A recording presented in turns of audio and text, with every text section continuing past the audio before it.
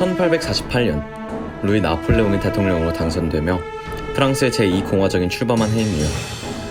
그리고 그 당시 프랑스 사람이라면 그 어느 누구도 왕정과 공화정, 그리고 쿠데타를 거치는 정치적 혼란에서 자유로울 수 없었습니다. 이러한 정치적 혼란기에 한 아이가 태어났는데요. 이 아이의 할머니는 유명한 작가이자 여성운동가였으며 아버지는 공화파를 지지하던 진보적인 나셔널제 기자였습니다. 어쩌면 이런 가문의 진보적 기질에 비추어 훗날 이 아이는 미술의 전통을 바닥부터 뒤집어 놓는 혁명적인 역할을 하는데요. 이 아이가 생을 마감한 후 그의 생애는 서머셋 모험의 달과 6펜스라는 소설로 출간되어 그의 삶은 세계 많은 사람들에게 알려지며 회자됩니다. 이 사내의 이름은 폴 고갱으로 인상주의가 되새가 되어버린 1880년대 후반, 그는 이의 한계를 느끼고 상징주의, 종합주의를 통해 회화의 새로운 방향을 제시합니다. 그는 미술에 대한 절박함을 통해 미술의 근원과 그 역할을 찾고자 고민했으며 화가로서 여정은 우리 인류가 혁신을 통해 진보하듯 혁신의 전형적 모습이라 할 수 있습니다. 그리고 재미있는 것은 그의 인생 변곡점마다 자신의 모습을 그리는데요. 그의 표정에는 자신을 둘러싸고 있는 환경에 대한 심리 상태와 감정 등이 짙게 묻어납니다. 이번 영상에서는 그의 자화상 등을 감상하며 그를 둘러싼 이야기 여행을 함께 떠나보도록 하겠습니다.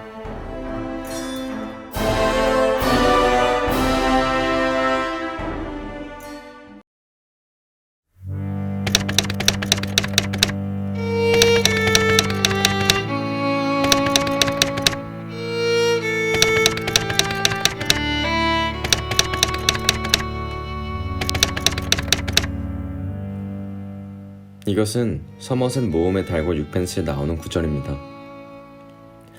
고갱은 주식시장 붕괴로 주식 중개인을 그만두며 1883년 전업 화가의 길로 돌아섭니다. 하지만 경제적 어려움과 녹록치 않았던 화가의 길은 그의 가족을 어려움에 처하게 합니다. 1885년 파리 생활을 접고 가족은 아내 친지들이 있는 덴마크 코펜하겐으로 이사하는데요. 이곳에서 그는 텐트 파는 영업사원으로 생계를 꾸려나가기도 합니다. 이제라, 그의 모습은 앞으로 그릴 자화상의 모습과는 대조적으로 매우 단정하고 정돈이 잘 되어 있습니다. 하지만 그의 눈빛은 파리로 돌아가 화가의 길을 걷고자 하는 열망, 아니 절박함이 깊이 묻어나 있습니다. 경제적으로 어려운 상황, 게다가 덴마크의 거친 기후로 야외에서 제대로 그림을 그릴 수 없는 환경 등 그가 바라보는 미래는 이곳이 아닌 듯 다른 곳을 바라보고 있습니다. 그리고 그 해 그는 5 자녀 중 첫째만을 데리고 다시 파리로 돌아와 화가의 길을 걷습니다.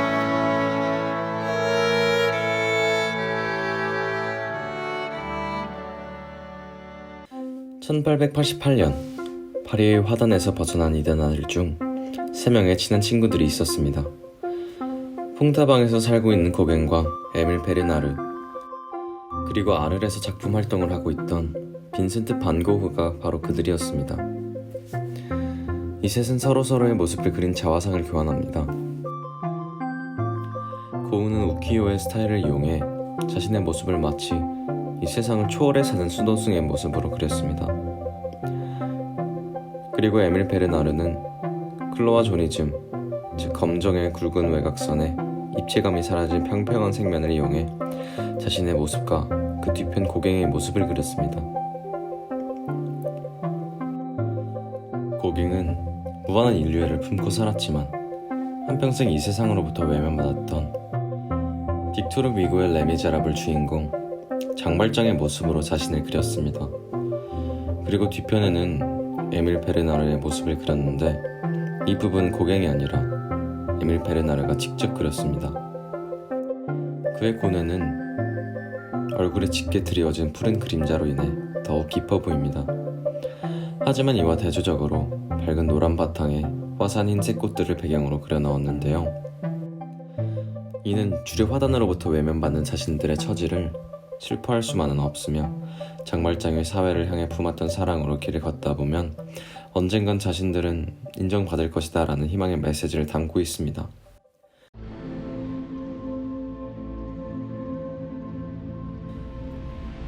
(1889년) 고갱은 고흐와 아르에서 폭풍과도 같은 시간을 보내고 다시 퐁타방으로 돌아옵니다. 그리고 그해 파리 만국 박람회에 참가할 수 없었던 그는 전시장 앞 볼피니 카페에서 인상주의와 종합주의 그룹이라는 타이틀로 훗날 퐁따방파라고 불리우는 에밀 베르나르, 에밀 슈프네커, 샤를 라발, 폴 세르주에 등과 함께 전시회를 개최합니다. 그러나 그가 전시한 두 작품들은 팔리진 않았으며 평론가들로부터 좋은 평을 받지도 못합니다.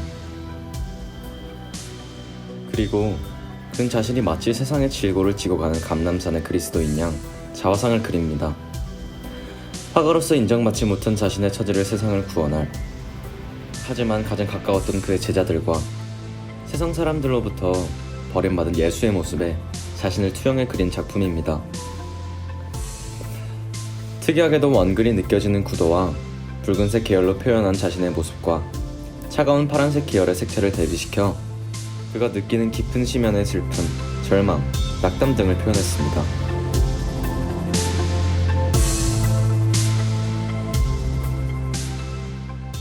할로의 자화상은 작품 전체에 이분 법적 표현이 묻어나 있는 매우 수수께끼 같은 작품인데요.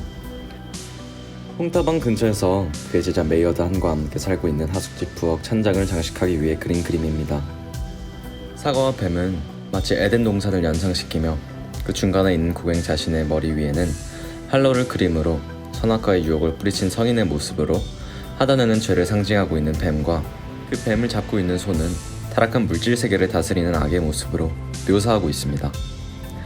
입체감이 사라진 평평한 면에 그려진 붉은색과 노란색의 원색 대비, 뱀과 식물의 장식적 효과, 굵고 진한 외곽선을 이용한 형태의 단순화 등 일본의 우키요의 스타일, 상징주의, 클로아조니즘 등이 복합적으로 섞인 작품입니다.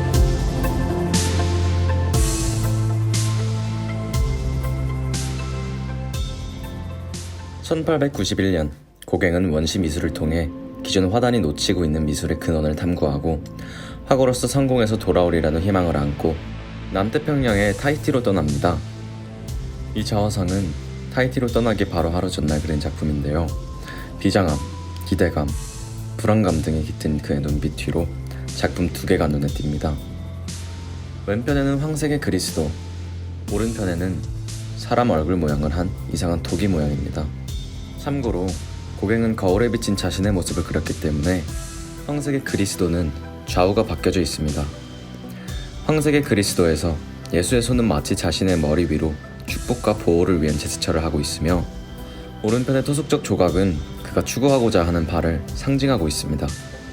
굵고 진한 외곽선 안에 노란색과 붉은색, 고갱의 짙푸른 옷 등을 강렬한 색채들이 평면적으로 펼쳐져 대비를 이루고 있는 전형적 클로아조니즘 특성이 묻어나는 작품입니다. 하지만 그의 얼굴은 음영을 통해 이와 대조를 이루고 있는데요. 이로 인해 그의 내면은 더욱 깊게 표현되고 있습니다.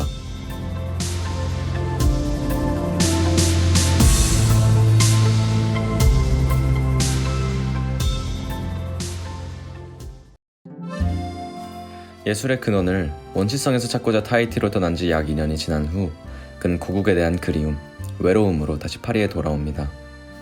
그는 돌아와서 거울에 비친 자신의 모습을 그리는데요. 뒤편에는 그의 신부 테오라를 바라보는 망자의 혼 작품이 걸려 있습니다.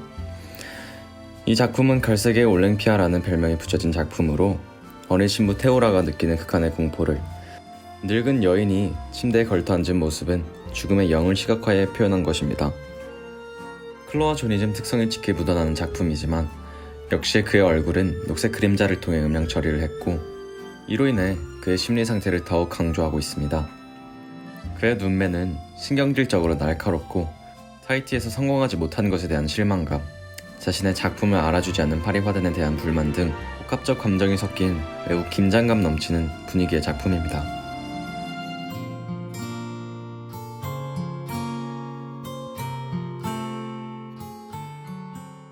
그리고 1년 후 그림을 그리고 있는 모습의 자화상을 그리는데요. 편안한 얼굴 표정과 붓을 들고 있는 안정된 제스처는 파리에서 어느 정도 적응한 그의 안정된 심리 상태를 말해주고 있습니다.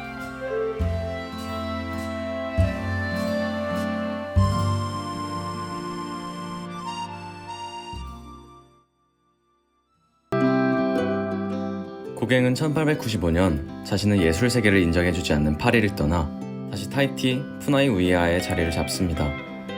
그곳에서 파우라라는 14살의 소녀와 결혼해 안정적 생활을 보내며 원시의 모습, 기독교의 교리와 융합된 타히티의 모습, 타히티의 전설, 인간의 근원에 대한 물음에 관련된 작품을 남기는데요. 원색의 야만적 색채와 클로아조니즘과 상징주의적 경향 또한 매우 강하게 작품에 묻어납니다. 이러한 상황 아래 1896년 그린 자화상에서는 그의 심정이 잘 나타나 있는데요. 다시는 파리를 쳐다보지 않으리라는 표정으로 고개를 옆으로 돌리고 명상하듯 내가 가고자 하는 방향에 대한 의지를 굳건히 표명하고 있는 것 같습니다. 1901년 그는 보다 더 원시적인 곳으로부터 미술과 인간의 근원과 존재 목적에 대한 해답을 찾기 위해 히바오아 섬으로 떠납니다. 하지만 이곳에서 원시적인 자연의 모습보다는 정물화들과 인물화 등을 주로 그렸고 타히티에서 보여주는 원시적이고 야만적인 모습은 오히려 약해졌습니다.